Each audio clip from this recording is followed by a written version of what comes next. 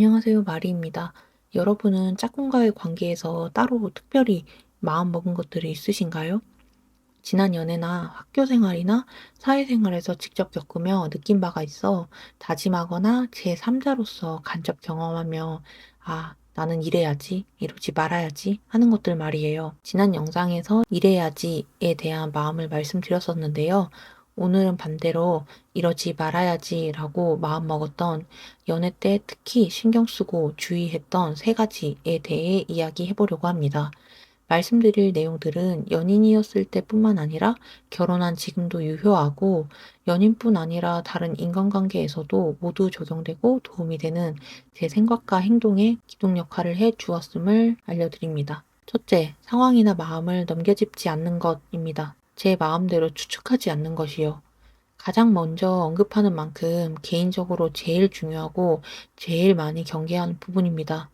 저를 비롯하여 많은 이들에게 가장 빈번히 일어나는 일인 동시에 인간관계에서 힘들어하는 여러 이유 중 80% 이상이 이 때문이 아닐까 하는 생각도 저는 해요. 이런 거 아닐까? 저런 거 아닐까? 하는 추측은 그냥 그 정도 선에서 멈추면 참 좋겠는데 사람은 본인이 믿고 싶은 대로 믿기 때문에 그런 것 같아. 맞는 것 같아.를 거쳐 아니 근데 어떻게 그래? 어떻게 그렇지? 하는 그런 분노, 실망, 서운, 슬픔의 감정으로 쉽게 빠져듭니다. 생각이 꼬리에 꼬리를 물며 그럼 그때도? 그럼 이것도?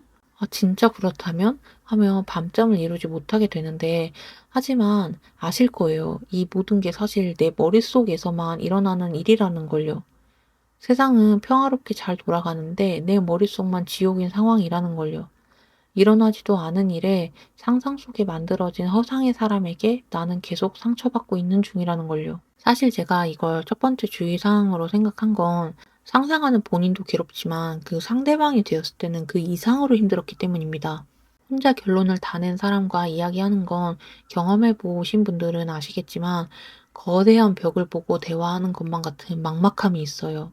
상대방이 이미 "넌 그런 마음이었잖아. 그럴 생각이었잖아." 라고 결론에 도달한 채 확신한 채로 매도할 때 저는 처음에는 화가 났고 나중에는 무력감을 느꼈었습니다. 상대가 멋대로 했던 오해였다는 걸 본인이 중간에 깨닫고 사과라도 해준다면 참 양반이고 다행일 정도로요. 그런 사람과 대화하고 싶을까요? 그렇게 당사자도 되어보고 상대도 되어보며 이건 정말 못할 짓이라는 생각을 했었습니다. 이런저런 불안과 상상이 엄습할 때 저는 되뇌었었어요. 넘겨짚지 말자. 확실하지 않다. 모든 건 내 추측일 뿐이다. 그리고 스스로에게 따져 물었습니다. 확실해? 증거 있어? 직접 물어봤어? 직접 들어봤어? 그건 내 생각일 뿐이잖아. 라고요. 스스로에게 따져 물어야 알 수 있어요. 나를 계속 괴롭히는 게 다름 아닌 나임을, 내가 괴로운 건 내가 만든 허상 때문임을요. 압니다. 그게 어렵다는 걸. 그게 어디 내 맘대로 되나요? 그게 쉽나요? 네, 하지만 그렇게 해야 했어요. 멈추게 해야 했어요. 그렇게 제가 찾아낸 생각의 꼬리를 잘라내는 방법이 바로 둘째, 궁금하면 당사자에게 직접 묻기입니다. 제가 만든 많은 영상에서 여러 번 이야기하는 내용이기도 한데요. 궁금하면 당사자에게 직접 묻기는 불화로 번질 뻔했던 정말 많은 일들을 잠재웠었습니다. 이럴 것이라고 99% 장담하고 물어봤던 일이 전혀 아니었던 일이 많았고 생각지도 못한 놀라운 답을 들었던 때도 있었어요. 제 친구들이 제게 연애 상담을 해올 때 제가 가장 많이 하게 되는 말도 이거예요. 근데 지금 너가 말하고 있는 건 다 너의 생각이잖아. 상대도 그렇게 생각해? 혹시 물어봤어? 많은 경우 아니에요. 그렇지 않더라고요. 물어보지 않았어요. 이런 생각을 또는 이런 배려를 하고 있다는 걸 상대가 전혀 알 수가 없어요. 말하지 않으면 모르니까요. 나의 이 마음을 꺼내지 않으면 상대와 마주하지 않으면 그 이상의 대화를 할 수가 없습니다. 제가 당사자에게 직접 물어봐야겠다라고 마음먹게 된 이유라면 저는 상대는 아무 생각 없을 텐데 저 혼자 이렇게 괴로워하는 게 싫었고요. 말해보면 생각보다 별일 아닌 경우도 많았고요. 마지막으로는 스스로를 이렇게 괴롭히는 것보다 그냥 뚜껑을 열어보는 게 낫겠더라고요. 답답해서 못 살겠더라고요. 묻는다는 건 사실 용기가 필요한 일이 맞아요. 어떤 답을 들을지 알 수가 없으니까요. 답을 듣고 난 후 내가 그 뒤를 감당할 수 있을지 어떨지도 모르고요. 그러니까 무서우니까 그냥 덮어버리는 일들이 많죠. 그렇게 나 혼자만 덮어두면 세상에 아무 일도 없었던 것처럼 되니까. 하지만 없었던 일처럼 되는 곳일 뿐 없던 일은 아니라서 내 마음에 차곡차곡 그렇게 쌓이더라고요. 그렇게 참다 참다 펑 하고 터져버리는 거죠. 그렇게 터지면 사실 나도 그럴 생각이 아니었고 상대도 여태 몰랐으니 서로 당황스러워요. 이런 방식은 둘한테 좋을 게 없는 것 같았어요. 언제까지고 도망칠 순 없더라고요. 주변에 100명, 1000명한테 물어봐도 결국 행동해야 하는 건 저뿐이더라고요. 두려워도 마주할 수밖에 없더라고요. 그게 어른인 것 같았어요. 그렇게 온갖 갑옷을 두르고 무기를 들고 발발 떨며 성문을 열었을 때 진짜 무서운 몬스터가 있을 거라 생각했지만 작고 귀여운 햄스터가 있기도 하더라고요. 그런 일이 반복되면 그때부터는 다음 문을 여는 게 그렇게까지 두렵지 않더라고요. 사실 그렇잖아요. 연인이 내게 궁금한 게 있다면 나한테 직접 물어봐 줬으면 좋겠지. 주변에 우리 얘기 물어보고 상담했다고 하면 기분이 좀 그렇지 않나요? 나는 들어줄 의향이 있는데, 답해줄 수도 있는데, 나를 어떻게 생각하길래 싶으니까. 그러니까 우리도 상대를 믿고 이야기해봄직하지 않을까? 다른 사이도 아닌 우리 서로 사랑해서 만나고 있는 연인이라면 말이에요. 연인과의 관계에서 신경 쓰고 주의했던 세 가지 중 마지막 세 번째는 상대를 감정 쓰레기통으로 쓰지 않도록 하기입니다. 진짜 너무 짜증난다. 아, 열받아. 나 지금 너무 슬퍼. 연인이라면 이런 이야기 충분히 할 수 있는 거 아니야? 하실 수도 있긴 하지만, 안쓰러운 마음에 보듬고 달래줄 수 있지만, 저는 그런 일도 한두 번인 것 같아요. 이건 제가 감정 쓰레기통 역할이 되어본 적이 있었기 때문에 그 경험들이 너무 힘들었어서 마음 먹었던 부분입니다. 정리되지 않은 감정 투척은 저는 잘 자던 한밤중에 폭격 같다고 느낍니다.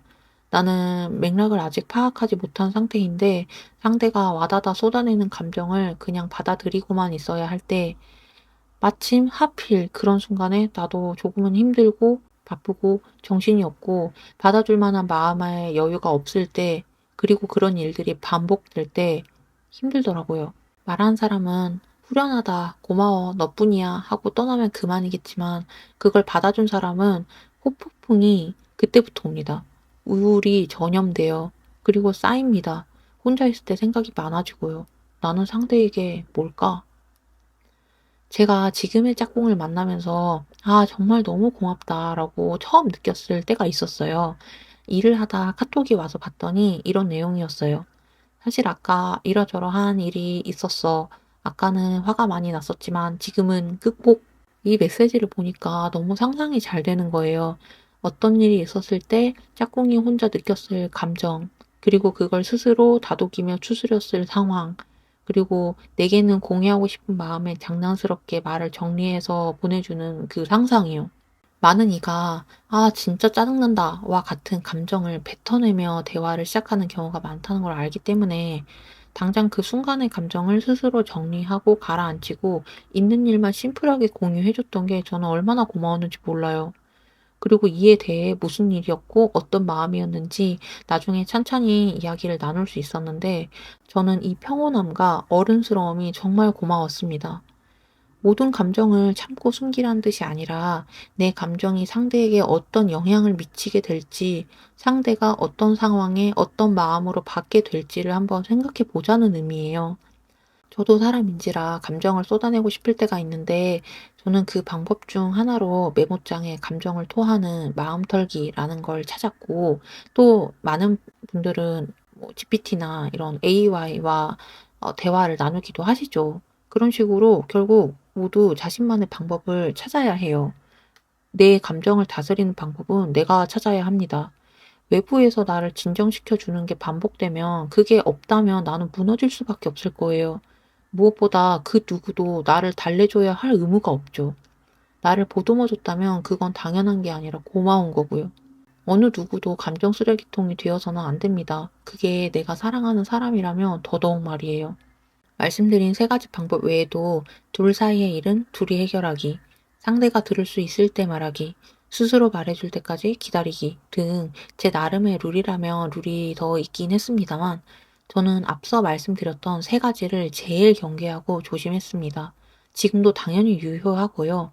이 생각들이 짝꿍과의 관계뿐 아니라 제 인간관계 전체에 긍정적인 역할을 한 생각들임은 분명해요. 제가 하는 노력들이 관통하는 마음이라면 이거일 것 같아요. 내가 소중한 만큼 상대도 소중하다. 상대가 소중한 만큼 나도 소중하고. 당연히 저도 쉽진 않고요.